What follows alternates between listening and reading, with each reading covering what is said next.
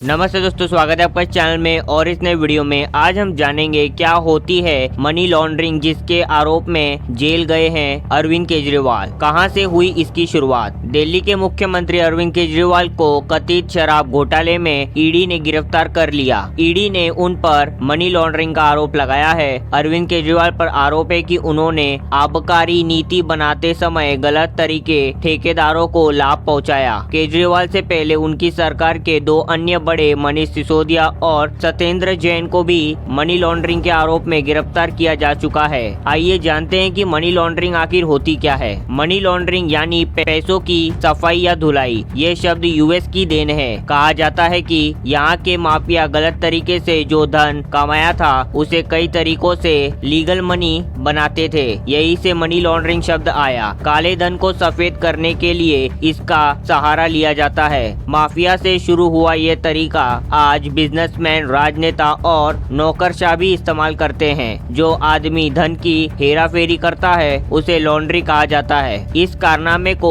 कई तरीकों से अंजाम दिया जाता है। अंत में काला धन सफेद होकर कुछ परसेंट के कट के साथ दोबारा अपने मूल मालिक के पास लौट आता है। आप ये तो जान गए कि मनी लॉन्ड्रिंग काले धन को सफेद यानी लीगल करने का प्रोसेस है, लेकिन इसे किया कैसे जाता है। ऐसे कई तरीके हैं जिनके माध्यम से ब्लैक मनी को व्हाइट किया जाता है। प्रॉपर्टी में निवेश। ऐसा कई बार सुनने में आता है कि उस सरकार इस शख्स को सस्ते में जमीन मुहैया कराई गई थी। इस पर काफी सवाल खड़े होते हैं कि ऐसा क्यों किया गया। दरअसल मनी लॉन्ड्रिंग में भी ऐसा किया जाता है, जहां महंगी जमीन घर, दुकान और दुकान को कागजों में सस्ते दाम पर खरीदता है ताकि उस पर टैक्स कम देना पड़े। फर्जी कंपनियां। आपने शेल कंपनियों के बारे में सुना होगा, अगर नहीं तो हम बताते हैं। ये फर्जी कंपनियां होती है। इनमें कोई पूंजी नहीं लगी होती, यहाँ कोई काम भी नहीं हो रहा होता। दरअसल कई बार तो जमीन पर कोई ढांचा भी नहीं होता,